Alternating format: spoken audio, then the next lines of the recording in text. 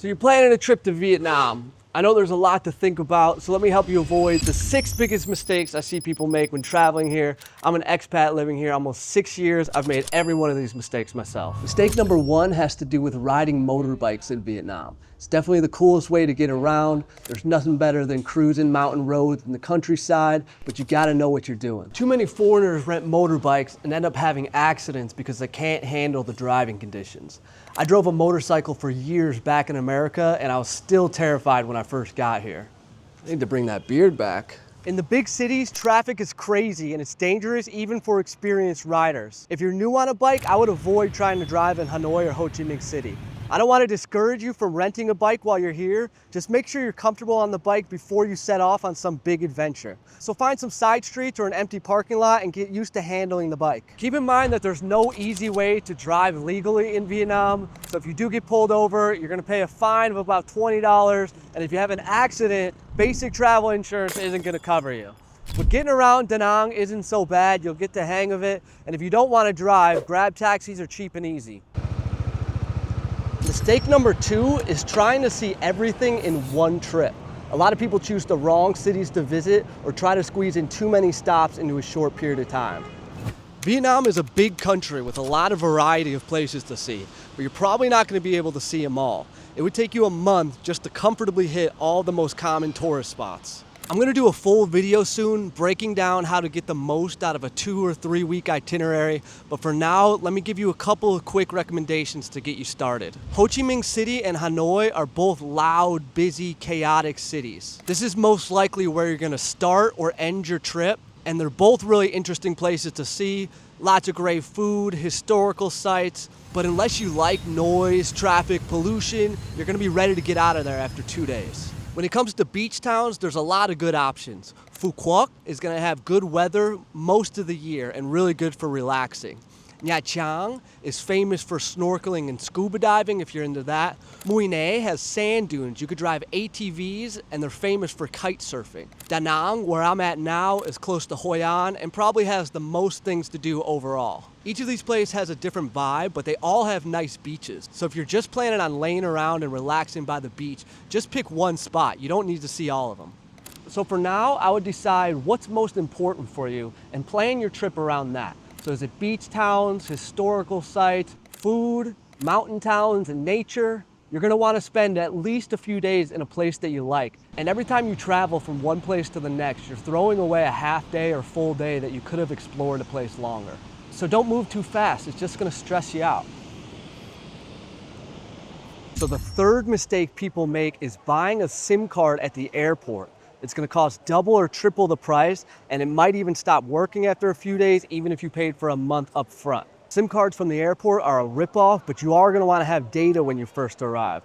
You're going to need to look up your hotel and order a grab taxi at the very least. Luckily, there's a cheap and easy way to do this nowadays, and that's by using an eSIM. To set up an eSIM, you just download an app and you can buy a data package for wherever you're traveling without needing to pick up a physical SIM card in country.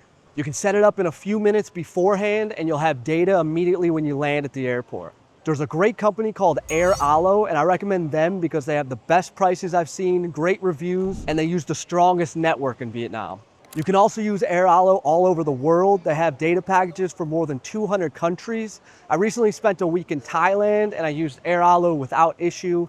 For about $10, I had more data than I knew what to do with. So big shout out to Air Alo. They're sponsoring this part of the video, but I've been recommending eSIMs and Air Alo for months now before I ever thought about partnering with them.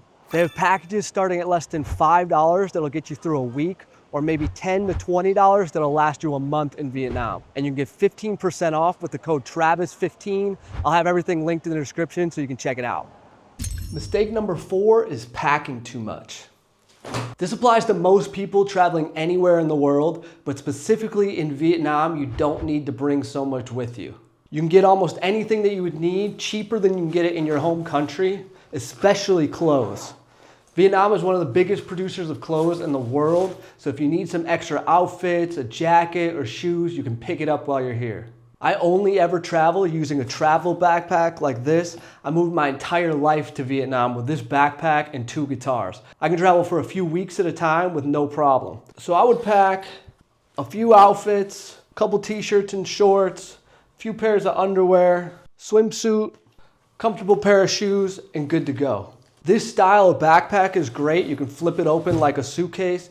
You don't want one of those giant backpacker bags where you're gonna stick out like a tourist. You don't wanna be lugging around a big suitcase from place to place. This bag was about 200 bucks, but you can find them on Amazon for maybe $20 or $30. So I'll leave a link if you wanna check them out. Mistake number 5 is underestimating the culture and chaos of Vietnam. If you're in the big cities, you've got to expect it to be loud and full of traffic. It can be overwhelming for the first day, but you'll be totally fine if you show up with the right attitude and you know what to expect. You'll have plenty of relaxing days once you get out of the big cities, but since you're probably gonna start or end your trip in Hanoi or Ho Chi Minh City, just know that the first couple days will be hectic. The language barrier can be tough at first. Don't expect most people to speak English, but in the touristy areas, a lot of people will be able to communicate with you, especially hotels and proper restaurants. In case you're trying to deal with someone that doesn't speak English well, Google Translate is gonna get you through almost any situation. So don't panic, just learn to adapt. It's part of the fun of traveling to a new country. There's a few cultural things you should be aware of. For example, servers and staff usually won't come up to you to take an order. You have to yell out to get their attention. But this is not rude at all. It's how everybody operates here. Anh ơi,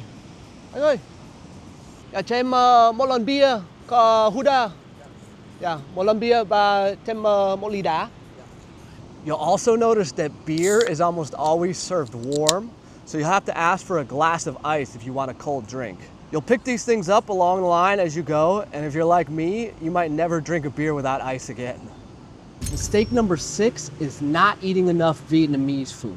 Vietnamese cuisine is one of the best in the world, but most people don't get too far past banh mi and pho. There's so many good dishes to try, but I get it. It can be hard if you don't know the names and you can't read the menu.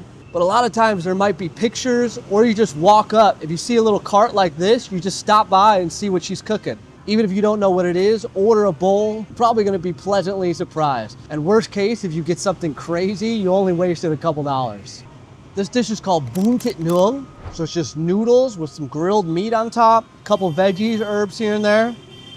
Simple, but awesome. I remember my first time visiting Hanoi almost 7 years ago. I'd learned the word for beef is bò.